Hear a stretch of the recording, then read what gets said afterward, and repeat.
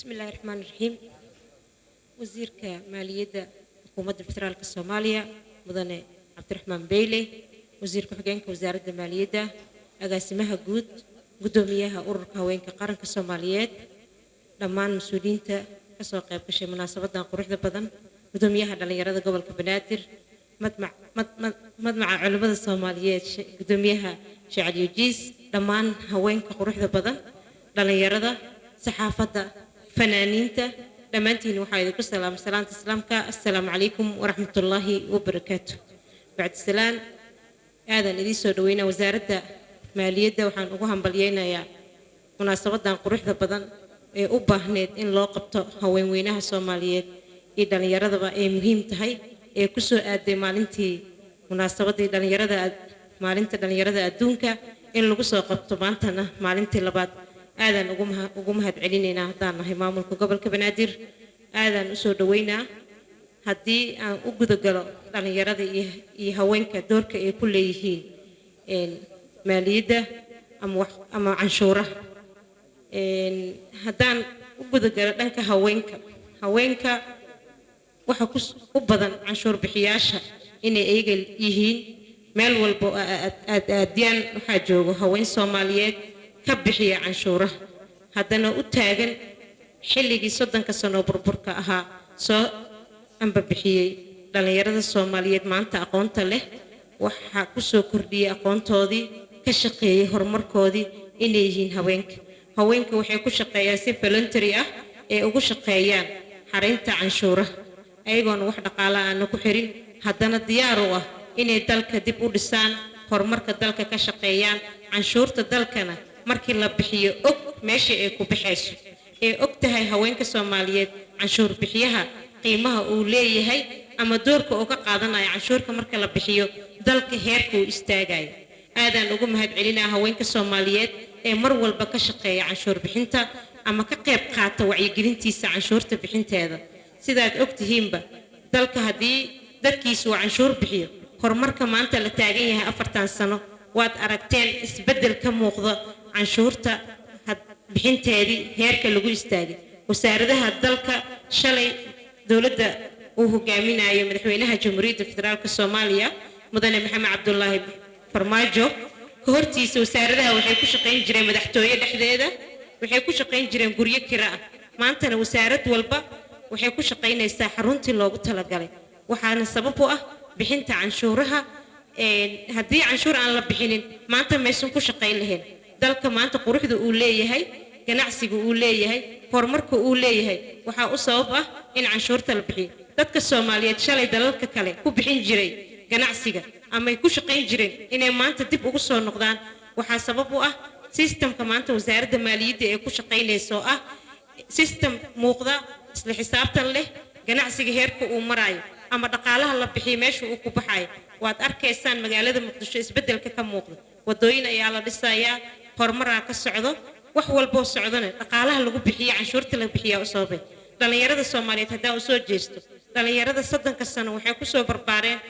xaalad adag waxay wax ku soo barteen xaalad adag maantana waxay diyaar u yihiin inay dalka ka shaqeeyaan horumariyaan haday noqon lahayd wacyigelinteeda haday noqon lahayd inay ganacsiyada badan hadda dhalinyarada ay sameynayaan waad u jeedaan dhalinyarada kulli ganacsateen noqdeen shalay dhalinyaradii waxay ahaan jireen siyaasadda ku tartami jireen laakiin maanta kuwan waxay ku tartamayaan hadda jiro ganacsiga iyo horumarka iyo dib u dhiska dalka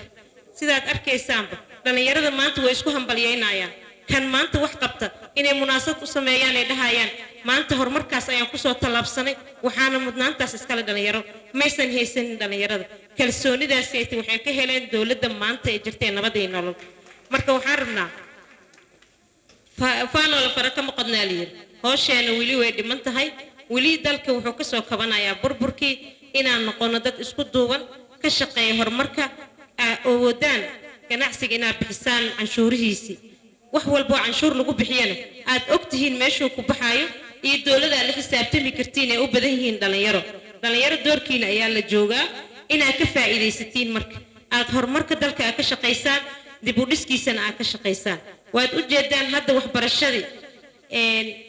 gobolka Banaadir ayaa la wareegay marka maxaa naga sugaysaan waxaa naga sugaysaan in waxbarasho lacag la'aan ah heshaan haddaysan canshuurta aadan bixinin annaga ma bixin karan waxbarasho lacag la'aan waxaa ku soo barbaarteen waxbarasho lacag lagu bixinayo maanta jiilka idinka dambeeyo mustaqbalkooda waxa dhisi kara waa idinka haddaad qayb ka qaadataan inaa mustaqbalka dhalinyarada Soomaaliyeed caruurta Soomaaliyeed maanta soo barbaaray dawladnimada indhaha ku soo furto ku soo barbaaray haddaadan idinka aadan u istaagin dhexda aadan u xiranina waxa ma suurtagelayso dhalinyaro 75 awoodda ugu badan dalka haysatiin kan xun inaa ka wacyigelisaan kan xun aad u jeedino la mir hawaabinayo waxa lagu mehermaarnaa aqoon la'aan waa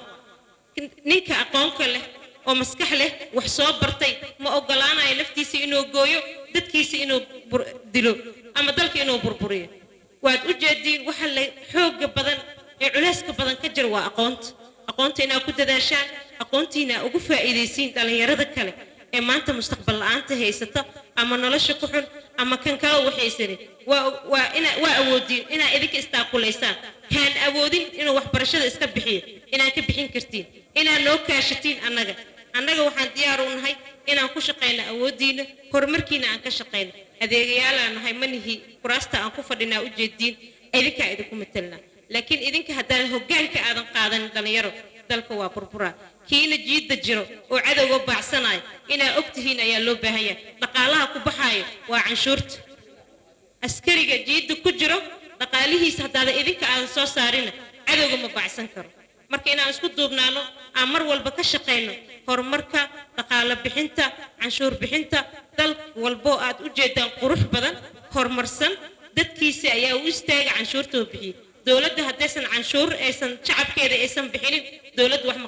wax ma qaban karto maalin walbana dal shisheeye ma hoorsan karna gacanteena mana baryi kara annagoo qani ah dalkeena qani yahay aan beri iyo bad intaba haysano oo xoolo nagu filan haysano haddana dawladaha shisheeye inay gacan siiyaan Soomaaliya heerkeed taagneed waa ogtihiin ayada caawin jirta dalalka shisheeye kuwa maanta idin caawinaya annaga caawin jirno inaan ka baxno